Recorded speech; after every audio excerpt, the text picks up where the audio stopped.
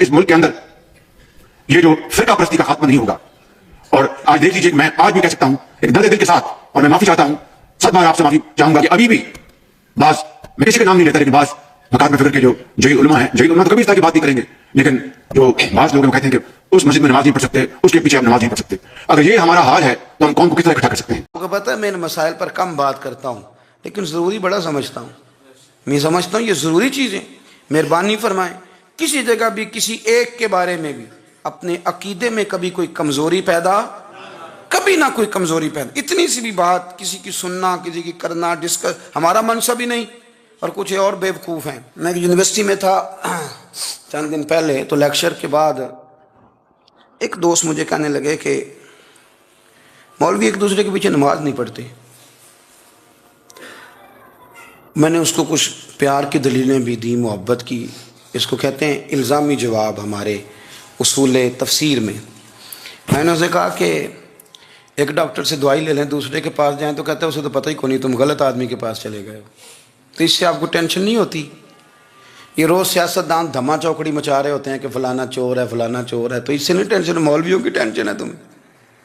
कहने लगा जी नहीं, क्यों नहीं नमाज पढ़ते? मैंने उसे कहा यार, और वो मुझे कहने लगा जी आप बड़ी मुस्बत बात करते हैं तो इसलिए मैंने आपसे सवाल किया है। मैंने कहा यार बड़ी सादी सी बात है, अगर तेरी समझ में आ गई तो ठीक है, न भी आई तो मनवाना तो मेरे ज़िम्मे है भी नहीं, बताना मेरे ज़िम्मे है। तू ये बता, मैंने कहा तेरे अब्बा जी को, तेरी अम्मा को बंदा काफिर कह गुजरे, कोई मौलवी बहुत बड़ा शेखुल हदीस हो, उसूल तफसीर पे, फ़िक़्ह पे, हदीस पे दस्तरस रखता हो, और मुस्तहज़र इल्म उस बंदे का, तेरे अब्बे और अम्मा को काफिर कहे, तू नमाज पढ़ता है?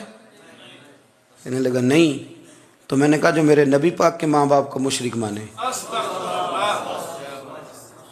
और मैंने कहा अगर तुमने दलील चाहिए होगी तो बंदे मैं तुम्हें दूंगा, और बाई नेम दूंगा, और मैं उनकी तहरीरें तुम्हें दूंगा।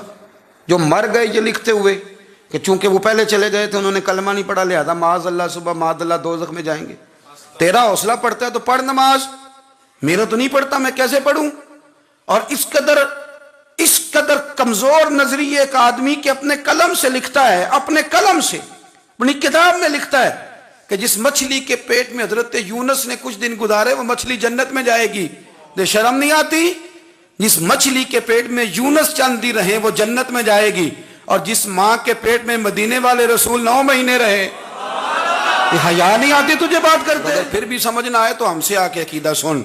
हो दुरूद तुझ पे भी आमिना, हो दुरूद तुझ पे भी, तेरे लाल पर भी सलाम हो, तेरी गोद कितनी अजीम है, तेरी गोद कितनी।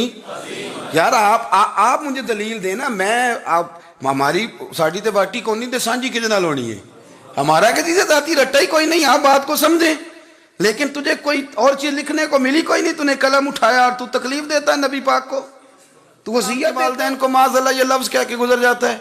और उनके नाम देखो, आमिना, नाम क्या है? आमिना। आमिना नाम काफिरों जैसा है। और वालिद का नाम क्या है? सुभान अल्लाह। अब्दुल्ला का माना ये काफिरों जैसा नाम है। मत मारी है। और किताबें लिखी जा रही हैं, और सीरत लिखी जा रही है, और दलीलें दी जा रही, लोगों को ख्याल ही नहीं आता। अजीब फलसफा है। 4 अकवाल हमारे बुजुर्गों ने लिखे हैं नबी पाक के वालिदैन के बारे में।